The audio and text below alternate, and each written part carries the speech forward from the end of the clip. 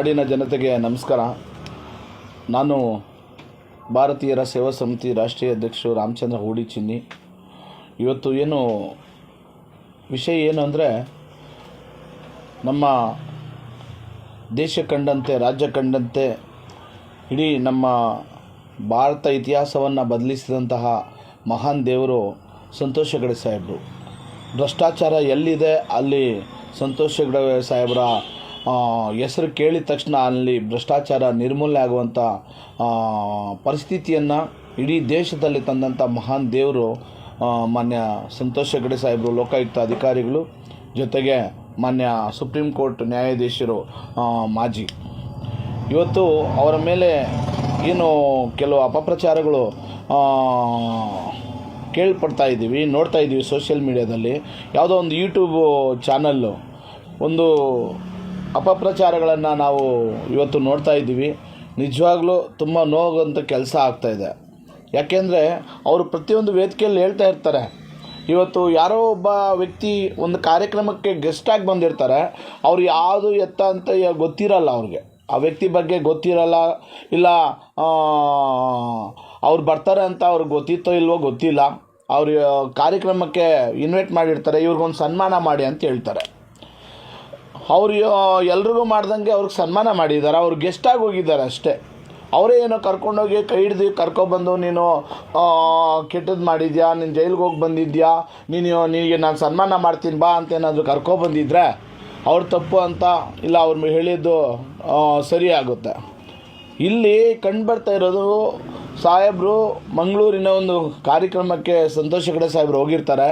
ಆ ಕಾರ್ಯಕ್ರಮದಲ್ಲಿ ಎಲ್ರಿಗೂ ಮಾಡ್ದಂಗೆ, ಅವರು ಗಣ್ಯರು ಅಂತ ಎಲ್ರಿಗೂ ಮಾಡ್ದಂಗೆ ಅವ್ರಿಗೂ ಯಾರೋ ಪುನೀತ್ ಕೆರೆಹಳ್ಳಿ ಅನ್ನೋರಿಗೆ ಒಂದು ಸನ್ಮಾನ ಮಾಡಿರೋದನ್ನು ನೋಡಿ ಅದನ್ನು ಅಪಪ್ರಚಾರ ರೀತಿಯಲ್ಲಿ ಅವ್ರು ಮಾಡಿರೋದು ಏನೋ ದೇಶದ್ರೋಹ ಕೆಲಸ, ಅವರು ಏನೋ ದೊಡ್ಡ ತಪ್ಪು ಮಾಡ್ದಂಗೆ ಅವ್ರನ್ನ ತೋರಿಸ್ತಾ ಇರೋದು ಬಹಳ ನಮಗೆ ನೋವು ಆಗುವಂಥ ಸಂಗತಿಯಾಗಿದೆ. ಯಾಕೆಂದರೆ ಸತತವಾಗಿ ನಾವು 20 ವರ್ಷಗಳಿಂದ 15-20 ವರ್ಷಗಳಿಂದ ಸಂತೋಷ್ ಹೆಗಡೆ ಸಾಹೇಬರ ವಿಚಾರಗಳಲ್ಲಿ ನಾವು ಎಲ್ಲ ಅವರು ಸುಮಾರು 500-600 ಶಾಲಾ ಕಾಲೇಜುಗಳಲ್ಲಿ ವಿಚಾರ ಸಂಕಿರಣಗಳಲ್ಲಿ ಜೊತೆಯಲ್ಲಿ ಭಾಗಿಯಾಗಿದ್ದೀವಿ ನಾವು. ಅವರು ಯಾವತ್ತೂ ಸಹ ಕೆಟ್ಟದ್ದೇ ಅಂತ ಹೇಳ್ತಾರೆ, ಒಳ್ಳೆಯದನ್ನೇ ಅಂತ ಹೇಳ್ತಾರೆ. ಇಲ್ಲ ಅಂದಿದ್ರೆ ಅವರು ಇವತ್ತು ಈ ಒಂದು ಪ್ರಾಮಾಣಿಕವಾಗಿ ರಾಜ್ಯದಲ್ಲಿ ಅವರು ಹೆಸರು ಗಳಿಸೋದಕ್ಕೆ ಆಗ್ತಾ ಇರಲಿಲ್ಲ. ಅಂಥ ಒಳ್ಳೆಯ ವ್ಯಕ್ತಿಯ ಹೆಸರನ್ನು ಇವತ್ತು ಮಸಿ ಬಳಿಯುವಂಥ ಕೆಲಸ ನಮ್ಮ ರಾಜ್ಯದಲ್ಲಿ ನಡೀತಾ ಇದೆ.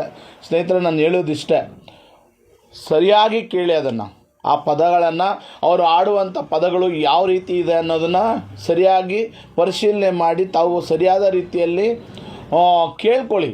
ಕೇಳಿಕೊಂಡು ಅದನ್ನು ತಾವು ಪ್ರಚಾರ ಕೊಡಿ.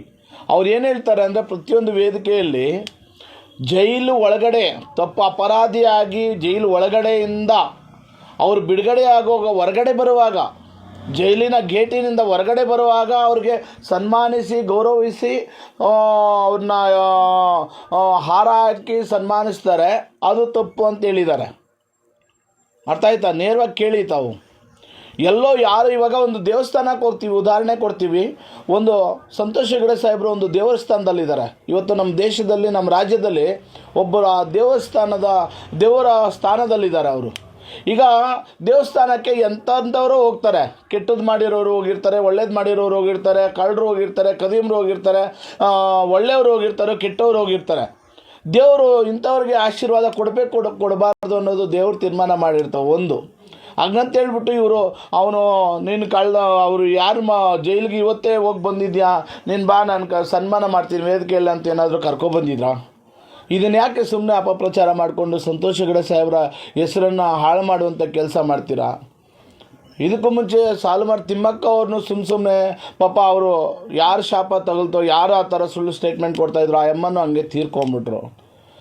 ಇವರು ಇಷ್ಟು ವರ್ಷಗಳಾಗಿ ಆ ಥರ ಇದ್ದಿದ್ರೆ ದುಡ್ಡೇ ಮುಖ್ಯ, ಹೆಸರು ಮಾಡಬೇಕು, ಇದು ಎಲ್ರಿಗೂ ಆ ಥರ ತಪ್ಪು ಇವನು ಮಾಡಿದ ಸರಿ ಅನ್ನೋ ಲೆಕ್ಕದಲ್ಲಿ ಇದ್ದಿದ್ರೆ ಎಷ್ಟು ಒಂದು ಮುಖ್ಯಮಂತ್ರಿಗಳನ್ನು ಜೈಲಿಗೆ ಹಾಕಿ ಕಳಿಸ್ತಾಯಿದ್ರು. ಒಬ್ಬ ಸಾವಿರಾರು ಕೋಟಿ ಒಡೆಯ ಒಂದು ಜನಾರ್ದನ್ ರೆಡ್ಡಿ ಆಗಿರ್ಬೋದು, ಅವ್ರನ್ನೆಲ್ಲ ಜೈಲಿಗೆ ಹಾಕಿ ಕಳಿಸ್ತಾಯಿದ್ರು. ಅವ್ರು ತಪ್ಪು ಮಾಡಿದ್ದಾರೆ ಅಂತ ತಾನೇ ಜೈಲಿಗೆ ಕಳಿಸಿದ್ದಾರೆ. ಇವನು ತಪ್ಪು ಮಾಡಿ ಮುಂದೆ ಬಂದು ನಾನು ತಪ್ಪು ಮಾಡಿದ್ದೀನಿ, ನನ್ನ ಸನ್ಮಾನ ಮಾಡಿ ಅಂತೇಳಿದಿದ್ರೆ ಅವ್ರು ಮಾಡೋ ಅಂಥ ವ್ಯಕ್ತಿನ ಯೋಚನೆ ಮಾಡಿ. ಆದ್ದರಿಂದ ನಮ್ಮೆಲ್ರಿಗೂ ಭಾರತೀಯರ ಸೇವಾ ಸಮಿತಿ ಹಾಗೂ ಎಲ್ಲ ಒಕ್ಕ ಸಂಘಟಿತರಿಗೂ ತುಂಬ ನೋವಾಗಿದೆ. ಆದ್ದರಿಂದ ದಯವಿಟ್ಟು ಆದಷ್ಟು ಇದನ್ನು ಪರಿಶೀಲಿಸಿ ಇದು ತಪ್ಪು ಸರಿ ಅಂತ ತಾವು ತಿಳ್ಕೊಂಡು ಸಂತೋಷ್ ಹೆಗಡೆ ಸಾಹೇಬ್ ಮೇಲೆ ಇರ್ತಕ್ಕಂಥ ಏನೋ ಇವತ್ತು ಅಪಮಾನವನ್ನು ಹೊರಿಸಿದ್ದೀರಾ, ಅವರ ಮೇಲೆ ಸುಳ್ಳು ಪ್ರಚಾರವನ್ನು ಮಾಡ್ತಾ ಇದ್ದೀರಾ, ಅದನ್ನು ವಾಪಸ್ ತಗೊಳ್ಳಿ ಅಂತೇಳಿ ನಾನು ಈ ಸಂದರ್ಭದಲ್ಲಿ ನಾನು ನೇರವಾಗಿ ಅವ್ರಿಗೆ ಹೇಳೋದ್ರ ಮೂಲಕ, ಎಚ್ಚರಿಕೆ ಕೊಡೋದ್ರ ಮೂಲಕ ನಾನು ಇವತ್ತು ಮಾಧ್ಯಮಗಳ ಮಿತ್ರರಲ್ಲಿ ನಾನು ವಿನಂತಿ ಮಾಡ್ಕೊತೀನಿ.